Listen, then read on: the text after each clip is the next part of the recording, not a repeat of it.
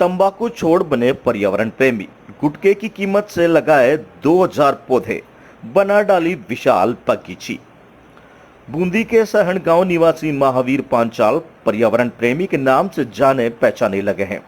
2013 से पहले महावीर पांचाल तंबाकू का सेवन किया करते थे।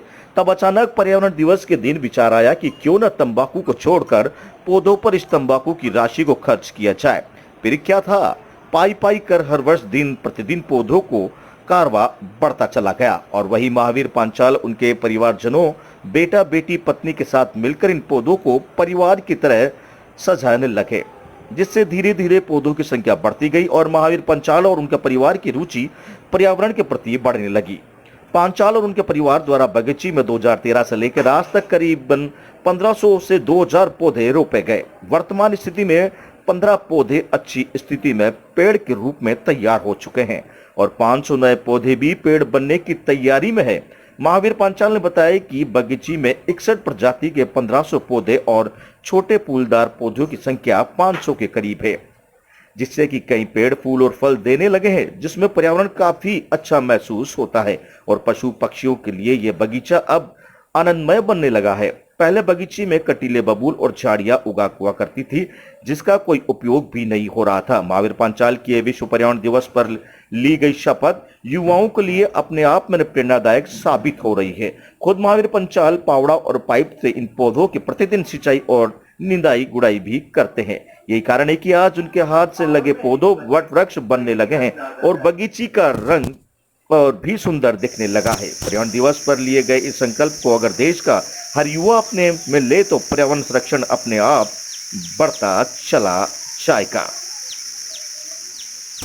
जी, मैं 2013 से पहले 30-40 रुपए प्रतिदिन का तंबाकू खा जाया करता था। एक दिन बैठे बैठे मुझे विचार आया कि इस तंबाकू खाने से मुझे आर्थिक नुकसान होता है और इन पैसों को अगर मैं किसी अच्छे काम में लगाऊं तो देश और समाज के काम आएगा।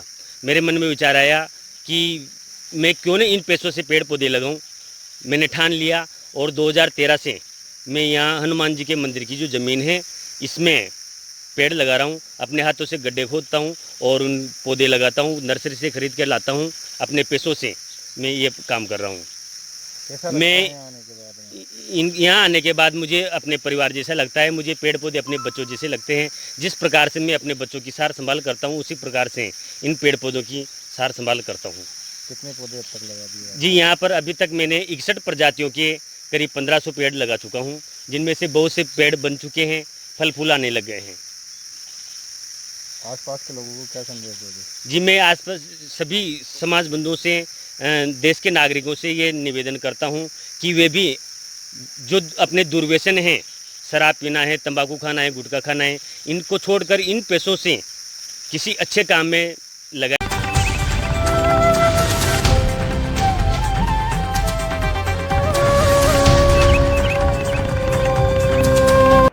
युवा कांग्रेस कार्यकर्ताओं ने जताया विरोध, पेट्रोल के बढ़ते दामों पर जताई नाराजगी, राष्ट्रपति के नाम दिया ज्ञापन। चित्तौड़गढ़ में देश में लगातार बढ़ रही पेट्रोल और डीजल के दामों के विरोध में शनिवार को चित्तौड़गढ़ युवा कांग्रेस कार्यकर्ताओं ने राष्ट्रपति के नाम जिला कलेक्टर को ज्ञापन सौंपा। विगत कुछ महीनों से देश में पेट्रोल और डीजल के दामों में अप्रत्याशित वृद्धि देखने को मिली है, जिसके चलते आम जन की जेब के ऊपर अतिरिक्त भार बढ़ने लगा है। इसी को लेकर चित्तौड़गढ़ युवा कांग्रेस के कार्यकर्ताओं ने जिला कलेक्टर परिसर पहुंचकर जिला कलेक्टर ताराचंद मीणा को राष्ट्रपति के नाम एक ज्ञापन सौंपा। इसकी जानकारी देते हुए युवा कांग्रेस अध्यक्ष नवीन तंवर ने बताया कि जब केंद्र में मनमोहन सिंह की सरकार थी उस समय पेट्रोल और डीजल के भाव 60 के आसपास हुआ करते थे, लेकिन 7 सालों में पेट्रोल शतक के पार हो गया है। वह डीजल के दामों में भी भारी वृद्धि देखने को मिली है। उन्होंने बताया कि पहले से ही विगत 15 महीनों में कोरोना के संक्रमण के चलते आम जन की आर्थिक स्थिति बिगड़ती हुई है। ऐसे में अब पेट्रोल और डीजल की कीमतों में रोजाना वृद्धि हो रही है। उन्होंने समस्त युवा कांग्रेस कार्यकर्ताओं की ओर से मांग की है कि पेट्रोल और डीजल की कीमतों में कम करके आम जन को राहत पहुंचाई जाए। इस अवसर पर युवा श्रीमाल नितिन वर्मा सहित युवा कांग्रेस के कई कार्यकर्ता मौजूद रहे। चित्तौड़ से गोपाल चतुर्वेदी की रिपोर्ट।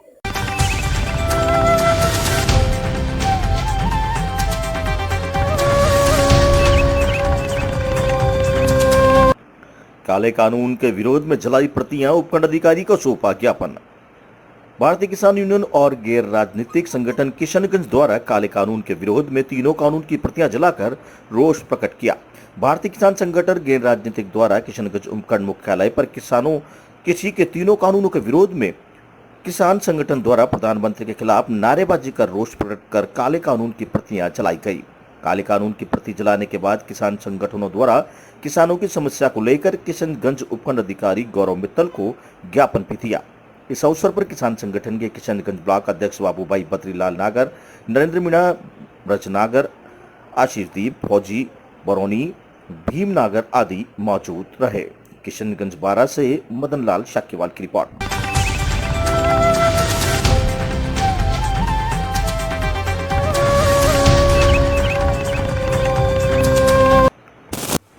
चित्तौड़गढ़ पुलिस की सट्टे पर बड़ी कार्रवाई। 9.5 लाख की नकदी बरामद, 8 लग्जरी गाड़ियां और 18 मोबाइल भी किए जब्त।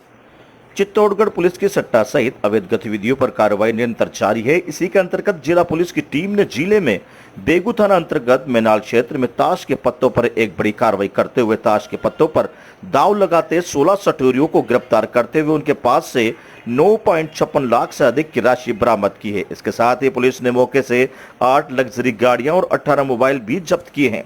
चित्तौड़गढ़ जिले के इन दिनों पुलिस की सट्टे के सहित अन्य गतिविधियों पर पुलिस की कार्रवाई निरंतर जारी है, जिसमें जिला पुलिस के जिले बेगू थाना क्षेत्र के प्रसिद्ध पर्यटक स्थल मैनाल में बड़ी कार्रवाई को अंजाम देते हुए एक रिसोर्ट में ताश पत्तों पर सट्टा लगाते हुए 16 सटोरियों को गिरफ्तार किया है। इनकी जानकारी देते हुए जिला पुलिस अधीक्षक दीपक भार्गव ने बताया कि चित्तौड़गढ़ जिले में सट्टा सहित अवैध गतिविधियां संचालित होने की सूचना मिलने पर चित्तौड़गढ़ पुलिस की ओर से कार्रवाई की जाती है। वहीं बेगू क्षेत्र में मैनाल में एक रिसोर्ट में अंदर ताश के पत्तों पर अवैध सट्टा चलाने की सूचना मिलने पर जिला पुलिस की टीम मौके पर पहुंची और पुलिस ने वहां से 9.56 लाख से अधिक की राशि जब्त करते की है। इसके अलावा मौके से 8 लग्जरी गाड़ियां और 18 मोबाइल भी जब्त किए हैं। उन्होंने बताया कि चित्तौड़गढ़ पुलिस ने जिले में संचालित हो रही अवैध गतिविधियों को रोकने को आमजन को सुरक्षा मुहैया करवा रही है। चित्तौड़गढ़ से गोपाल चतुर्वेदी की रिपोर्ट।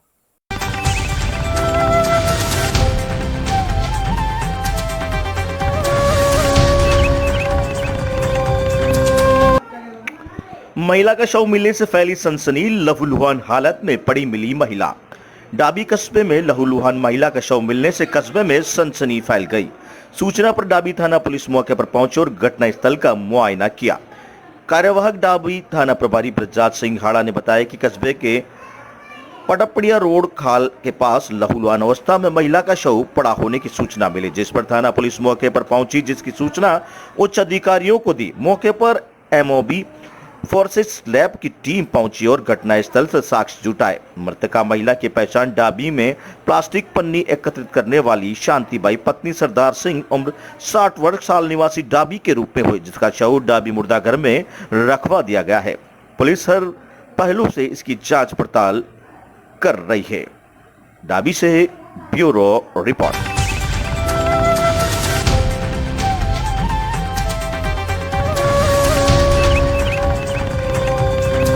नहीं थम रहा पत्थरों का आने का सिलसिला। शाम होते ही फेंके जाते हैं पत्थर। आखिर कौन फेंक रहा है पत्थर? रोज कहां से आते हैं पत्थर? कस्बे की शांति भंग करने की कहीं कोई बड़ी साजिश तो नहीं? ये सब सवाल है जिनके जवाब आज तक पुलिस के पास नहीं है। मामला है मांगरोल कस्बे के वार्ड नंबर 29 कलालो के मोहल्ले का। यहाँ पत्थरों से आने का सिलसिला नहीं थम रहा है। असामाजिक तत्वों द्वारा रोज पत्थर फेंके जाते हैं। पत्थरों से लोग चोटिल हो रहे हैं। बस्ती के लोग डर के साए में जीने पर मजबूर हैं और अपराधी पुलिस की पकड़ से काफी दूर हैं। यही बीते एक पखवाड़े से पत्थर आ रहे हैं। शाम होते ही पत्थर आने का सिलसिला शुरू हो जाता है।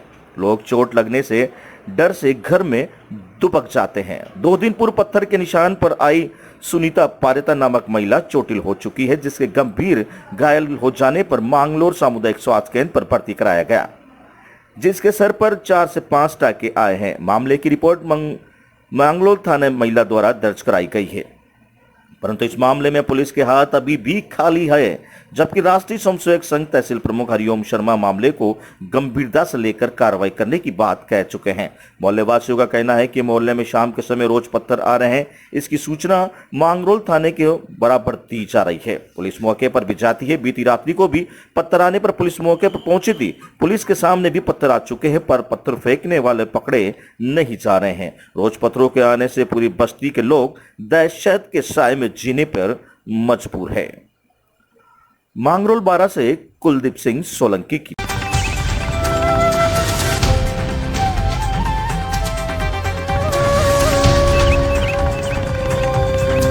किसानों को पुलिस ने रास्ते में ही रोका।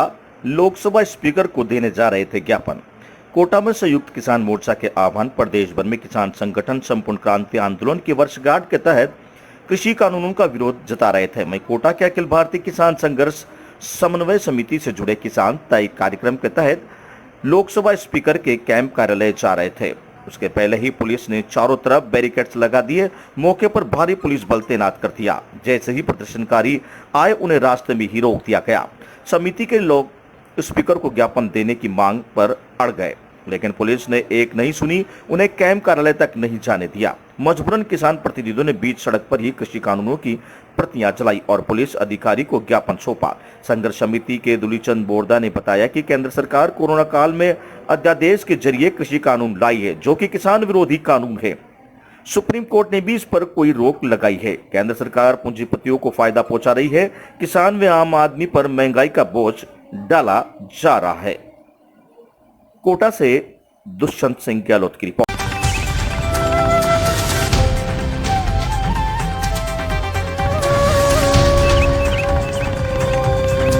महाराष्ट्र का पहला आश्रय गृह किन्नर मित्रों के लिए कल्याण में खुला।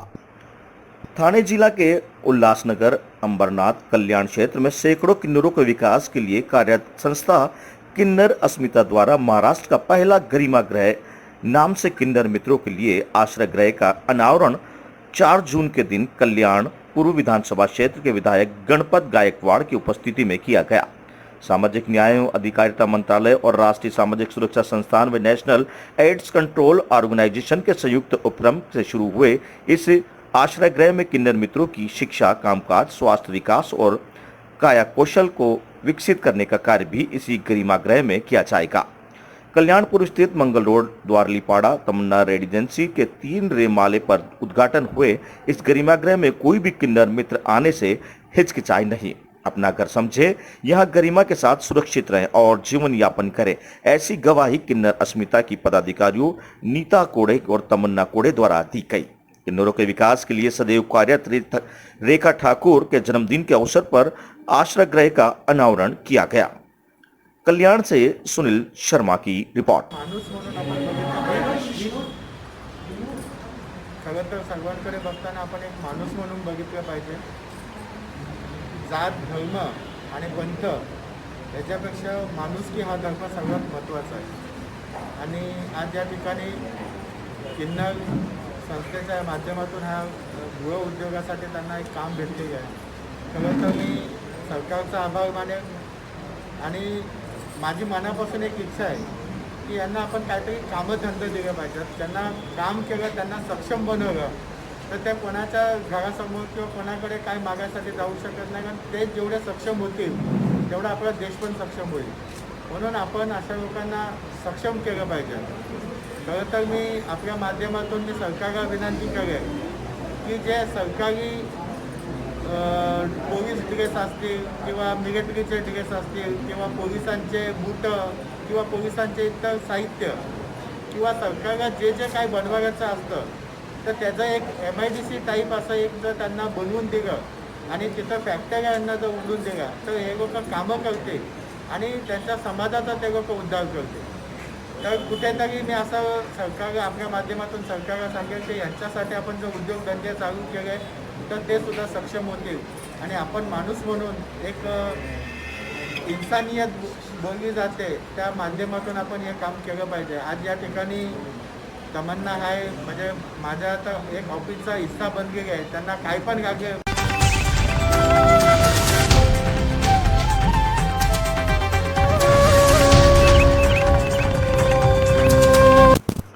चाकू मारकर सास को घायल करने के आरोपी दामाद गिरफ्तार। वारदात के आरोपी दामाद जंगलों में काट रहा था फरारी। कैथून थाना इलाके के अरंडखेड़ा गांव में हुई थी वारदात। आरोपी दामाद कपिल जैन केतुला का है निवासी। कोटा के कैथून थाना इलाके में अरंडखेड़ा इलाके में अपनी ही सास पर चाकू से ताबड़तोड़ हमला कर घायल करने की वारदात को अंजाम देने का आरोपी को पुलिस ने गिरफ्तार कर लिया। आरोपी कलयुगी दामाद कपिल जैन कैथून का निवासी है। आरोपी दामाद कनवास देवली कुनाड़ी सहित अलग अलग इलाकों में खेतों व जंगलों में फरारी काट रहा था। पुलिस की टीम ने आरोपियों को गिरफ्तार कर लिया। वारदात के बाद घायल सास शशिकला को एमबीबीएस अस्पताल में भर्ती करवाया गया। कैथून निवासी कपिल जैन की शादी अरंडखेड़ा निवासी लक्षा जैन के साथ 2013 में हुई थी, लेकिन पति पत्नी में मनमुटाव के कारण अक्सर पति पीहर में ही रहती थी।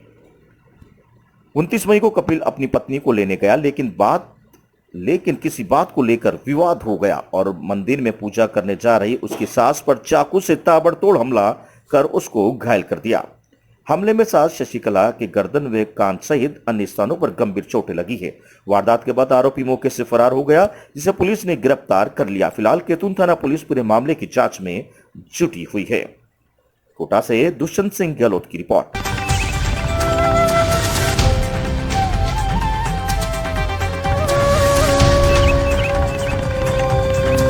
दौसा एसपी आपराधिक मामले की परत खोलने की प्रेस वार्ता। 3 अलग अलग मामलों में 7 आरोपियों को पुलिस ने किया गिरफ्तार। एसपी ने प्रेस वार्ता में किया खुलासा। सोशल मीडिया पर बने दोस्तों ने की थी कई वारदातों को अंजाम। दौसा पुलिस अधीक्षक अनिल कुमार बेनीवाल ने अपने कार्यालय में प्रेस वार्ता कर जिले के 3 संगीन मामलों का खुलासा करते हुए 7 आरोपियों को गिरफ्तार किया। पुलिस अधीक्षक अनिल कुमार बेनीवाल ने बताया कि डीएसटी टीम के द्वारा बड़ी कार्रवाई करते हुए 1000 किलोमीटर के फासले पर रह रहे मुस्लिमों को चिन्हित कर हथियारों के साथ गिरफ्तार करने में सफलता हासिल की। डकैती ग्रुप में शामिल आरोपी गंगा डिडवाना नागौर मुरादाबाद यूपी पूर्व में रहने वाले बांदीकुई थाना क्षेत्र में फायरिंग कर वाहनों व मोबाइल डकैती गिरोह के 5 लोगों को गिरफ्तार किया है। ग्रुप सदस्यों में रेवाड़ी हरियाणा व राजगढ़ अलवर के जौहरी को लूटने के लिए रेकी की थी, परंतु लॉकडाउन में पुलिस की नाकेबंदी के कारण योजना असफल नहीं हो पाई। गिरोह का सरगना अमित रावत पूर्व में एसडीएफसी में टैंक मैनेजर के पद पर कार्य कर चुका है। गिरोह के सदस्य आपस में फेसबुक व इंस्टाग्राम के जरिए आपस में संपर्क में आए थे। दौसा की विशेष टीम की गठित के द्वारा जिले में अवैध हथियार की फायरिंग कर वाहन व मोबाइल जबरदस्ती छीन कर ले जाने वाले वंचित 5 आरोपियों को गिरफ्तार किया गया है। गिरोह के मुखिया अमित रावत उर्फ राणा द्वारा गिरोह बनाकर अलग कार स्टैंड से टैक्सी किराए पर लेकर 2 सदस्य अलवर से तथा 3 सदस्य राजगढ़ से बैठकर आए। डीपीएस स्कूल बांदीकुई के पास टैक्सी चालक पर फायरिंग कर उसका मोबाइल व गाड़ी छीन ले गए। आरोपी उक्त वाहन को छीनकर केस लूटने में किसी बड़ी वारदात को अंजाम देने की फिराक में थे। अमित रावत एवं राहुल गुप्ता ने कैथल कस्बे में किराने की दुकान के पीछे छीने हैं। इनमें राहुल गुप्ता गिरफ्तार हो चुका है एवं अभियुक्त अमित रावत उर्फ राणा पुलिस थाना थेरसल से प्रकरण में लूट के मामले में वंचित है। वहीं दूसरे मामले में जिला स्पेशल टीम द्वारा मानपुर बालाजी में हुई लूट में फायरिंग की वारदात को पर्दाफाश करते हुए आरोपी मांगीलाल गुर्जर को गिरफ्तार कर वारदात में प्रयुक्त वाहन को भी बरामद करने में सफलता हासिल की है। वहीं तीसरे मामले का खुलासा करते हुए दौसा के कोलवा थाना अंतर्गत 30 जून को एक अज्ञात व्यक्ति की लाश मिली थी, जिसकी शिनाख्त 31 जून को की गई थी। शिनाख्त के बाद पुलिस ने मृतक के हत्यारों को खुलासा करते हुए एक आरोपी को गिरफ्तार किया है। इस तरह तीनों वारदातों को खुलासे में 7 लोगों को गिरफ्तार करने में पुलिस ने बड़ी सफलता हासिल की है। दौसा से मनीष कुमार की रिपोर्ट। कोलवा वाला जो मर्डर है, हमारे पास एक रिपोर्ट आई थी। एक लोकेंद्र बैरवा नाम का आदमी था जिसकी डेड बॉडी मिली थी और जिसके ऊपर उसके बाद इन्वेस्टिगेशन चालू किया। और उसी के इन्वेस्टिगेशन के अंदर उसका जो क्लोज फ्रेंड था जिसके साथ उसको लास्ट टाइम पे उसके साथ उसको देखा गया था, जो बाइक में उसके आसपास उसके साथ में घूम रहा था, तो हमारी इन्वेस्टिगेशन में वही चीज़ क्लियर हुई और बाद में वो जो मुलजिम था वही इसके अंदर आइडेंटिफाइड हुआ जिसने उसका मर्डर किया था। उसको हमने अरेस्ट कर लिया है। जो मुलजिम है उसका नाम है राम प्रकाश मीणा, जो उसका फ्रेंड था। और आगे क्या उसका रीज़न रहा मारने का, उसके बारे में भी उसे पूछताछ चल रही है। आगे के डिटेल्स है जो बाद में क्लियर होंगे, वो आप लोगों से बाद में शेयर किए जाएंगे। दूसरा जो एक इम्पॉर्टेंट घटना आप लोगों को ध्यान हो बांदीकुई इलाके में एक डकैती हुई थी जिसमें अर्टिगा गाड़ी के ऊपर फायर करके गाड़ी को अपनी लूट ले गए थे। और ये थोड़ा सा एक टिपिकल मामला था। इसके अंदर 5 लोगों को हमने इसके अंदर अरेस्ट किया है और इसमें डीएसटी टीम का हमारा बहुत बड़ा रोल रहा है। 5 जो मुलजिम है इसमें वो बहुत अलग अलग एरिया में, जैसे एक हमने गंगानगर का रहने वाला है, 2 अपने नागौर डीडवाना के हैं, उनमें से एक यूपी का है, एक अलवर का है। उन सभी को हमने अरेस्ट किया है। और इसमें जो एक स्पेसिफिक चीज़ जो है वो ये है कि एक जो लड़का है इनमें से वो ठीक ठाक पढ़ा लिखा भी है। वो पहले HDFC बैंक के अंदर काम करता था और वो फिर इसमें कैसे इन्वॉल्व हुआ है, क्या आगे इनकी मोडस ऑपरेंडी थी। और ये उस टाइम के अंदर अलवर के अंदर भी, राजगढ़ के अंदर भी इन लोगों ने रैकी की थी, पर चूँकि मतलब अच्छी नाकाबंदी होने की वजह से ये लोग वहाँ पे उस वारदात को अंजाम नहीं दे पाए और बाद में इन्होंने वहाँ से गाड़ी लूट ली थी। उन भी 5 आदमियों को हमने अरेस्ट कर लिया है। तीसरी जो बड़ी घटना हुई थी, आपको जानो, मानपुर के अंदर एक जो अपने मुर्गे की गाड़ी वाला है उसके ऊपर फायरिंग हुई थी और उसको लूटने का प्रयास किया गया था। उसके अंदर भी जो अपने मुलजिम थे, तो उसके अंदर एक मुलजिम जो अपने मांगीलाल गुजर है उसको अरेस्ट कर लिया गया है और उस वारदात में अन्य लोग और कौन कौन थे उनको भी क्लियर कर लिया गया है। और अभी जो 2 उसके अंदर मुलजिम है, जो मेन मुलजिम है इनके अंदर, वो अपने गुड्डू पहलवान करके है। अभी हमारी टीमें लगी हुई है उनके पीछे, जल्द ही हम उनको भी गिरफ्तार करेंगे।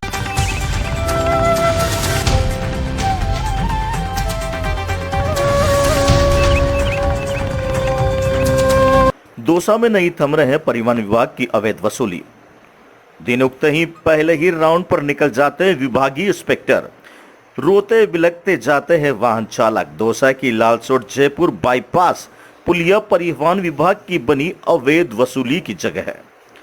देश में इस वक्त बड़ी त्रासदी आई हुई है और छोटा बड़ा अमीर गरीब इससे प्रभावित हो रहे हैं और इसमें बचने को जतन में जिंदगी भर की कमाई दौलत को दांव पर लगाने से भी नहीं चूक रहे हैं।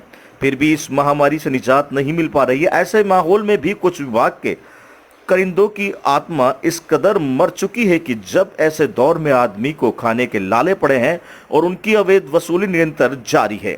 हम बात कर रहे हैं दौसा के परिवहन विभाग की, जिसमें परिंदे इस कदर बेलगाम हो चुके हैं कि उनके पहले से ही और रात में अंतिम छोर तक शहर के विभिन्न स्थानों पर गाड़ी लगाकर अवैध वसूली का खेल चालू कर देते हैं। ऐसा ही मामला सामने आया है दौसा के लालसोट जयपुर बाईपास पुलिया, जो आजकल परिवहन विभाग के अवैध वसूली का नया अड्डा बन गया है। अल सुबह से ही वसूली का काम चालू हो जाता है, क्योंकि बाईपास पुलिया शहर के सभी रोडों को जोड़ता है, जिससे हजारों की संख्या में रोज वाहन गुजरते हैं। इसलिए परिवहन विभाग की वसूली का बड़ा अड्डा है और विभाग के इंस्पेक्टर इस जगह ड्यूटी लगाने के लिए उच्च अधिकारियों की जेब तक गर्म करते हैं ताकि उनकी ये जगह नहीं छूट जाए। आज जब एक वाहन चालक रोता हुआ निकला क्योंकि उसकी जेब में जो भी था वह इनकी अवैध वसूली की भेड़ चढ़ चुका था। यहां पर संबंधित इंस्पेक्टर की गाड़ी लगाकर एक साथ भारी वाहनों को रोककर मानो यातायात अवरुद्ध कर दिया। एक साथ रोड पर इतनी सारी गाड़ियां के खड़े होने से यातायात बंदित हो गया। बात यही तक नहीं है, पहले तो अवैध वसूली करने का प्रयास किया गया, फिर गाड़ी के मूल दस्तावेज लेकर ही बसोदा करीब 1 घंटे तक काफी वाहन चालक अपने कार्य के इंतजार में रहे और परिवहन विभाग की इस दबंगई के खिलाफ नारे लगाने लगे। उच्च अधिकारियों के दखल के बाद रोशनी के इंस्पेक्टर वापस आया और जब पूरी तरह दाल नहीं गली तो 1,000 रुपए की रसीद मानो चंदा वसूली हो रही थी और काट कर वसूल ले गए। मीडिया इस सारे मामले में जानकारी चाही तो कुछ भी बोलने से मना कर दिया। 9-11 होते दिखाई दिए, परंतु आखिर इस कोरोना महामारी में जहां ट्रक ड्राइवरों को जरूरतमंदों की सेवा कर रहे हैं, खाना खिला रहे हैं, ऐसे में एक विभाग ये वसूली का खाता खोलकर अवैध पैसे वसूल रहे हैं। दौसा से मनीष कुमार की रिपोर्ट। 14,000 रुपये हमसे मांगे थे, फिर बिल्टी लेके चला गया आरटीओ, फिर उसके बाद दोबारा आया तो रसीद फटी हमारी और प्रेशर हारन चेक किया हमारा भी वही रसीद फटी। प्रेशर हारन चेक करा तो हमारा टीटी आरन बोल रहा, टीटी आरन बोले ठीक है। रसीद किस चीज़ की काटी है? रसीद ये अपना काटी पे मतलब नहीं, कोई कमी नहीं है गाड़ी में? कमी गाड़ी में नहीं है हमारी। क्या नाम है? और तस्लीम नाम है, मोहम्मद तस्लीम। उत्तराखंड से लेके गाड़ी चलती है अपनी, तोसा और भरतपुर में आते हैं नहीं तो 24 घंटे आरटीओ मिलता है। हमें 2-2 हज़ार रुपये इधर से लेता, 2 हज़ार उधर से लेता है। और हमारी गाड़ी में दूध भरा हुआ, अंडर लोड गाड़ी, 25 टन पात गाड़ी है, 20 टन माल भर रहा है हमारी गाड़ी में। दूध, सूखा दूध भरा हुआ है, टाइम लिमिट से गाड़ी पहुँचनी है। पहले गाड़ी लेट हो रही है और बिल्टी लेकर आरटीओ चला गया है। 2 हज़ार रुपये मांग रहा था। बिल्टी लेके गया? बिल्टी लेके चला गया। ये पत्रकार आया तो इन्होंने जब पूछताछ करी तो भाग गया, इन्होंने वीडियो बनाई तो आरटीओ।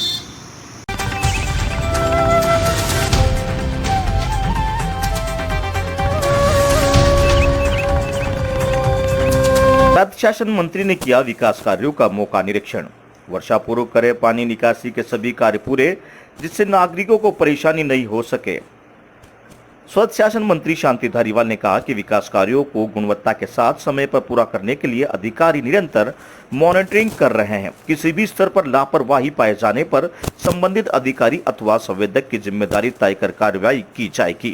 उन्होंने कहा कि अंडरपास से पानी निकासी अथवा पानी के भराव को प्रभावित करने वाले कार्यों को वर्षा पूर्व पूरा कर सुनिश्चित करें, ताकि आम नागरिकों को परेशानी नहीं रहे।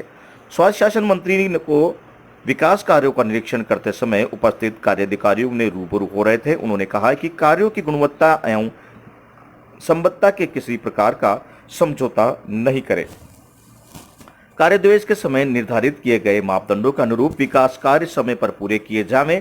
उन्होंने कार्यस्थलों पर काम में ली जा रही निर्माण सामग्री की गुणवत्ता को बरकरार रखने एवं कार्य को गति देने के लिए संसाधनों श्रमिकों की संख्या बढ़ाने के निर्देश दिए। उन्होंने कहा कि किसी भी संवेदक द्वारा कार्य को निर्धारित समय में पूरा नहीं कराया जाता है तो उसके आम नागरिकों को परेशानी का सामना करना पड़ता है, जिसकी जिम्मेदारी तय कर संख्या सख्त कार्यवाही अमल में लाई जाएगी।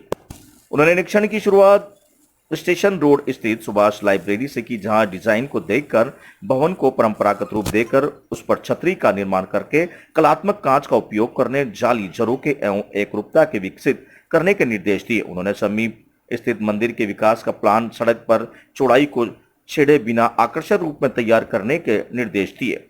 कॉलेज भवन और जयपुर अल्बर्ट हॉल की तर्ज पर आकर्षक बनाने के लिए किए जा रहे कार्य का निरीक्षण कर उन्होंने हरियाली को प्रभावित किए बिना पाथ वे का निर्णय कराने, सामने दीवार को अलावा दोनों तरफ परंपरागत दीवार का उपयोग कराने के भी निर्देश दिए। घंटाघर सर्कल अंडरपास का निरीक्षण कर उन्होंने डिजाइन के अनुरूप शीघ्र पार विकसित करने का शहर का 2 स्थिति रोटरी के विकास, जेडीबी कॉलेज के सामने विकसित होने वाली रोटरी का निरीक्षण कर सुविधाएं आवागमन के लिए किए गए प्रावधानों को जानकारी लेकर समय पर कार्य पूरा करने के निर्देश दिए। कोटा से दुष्यंत सिंह गहलोत की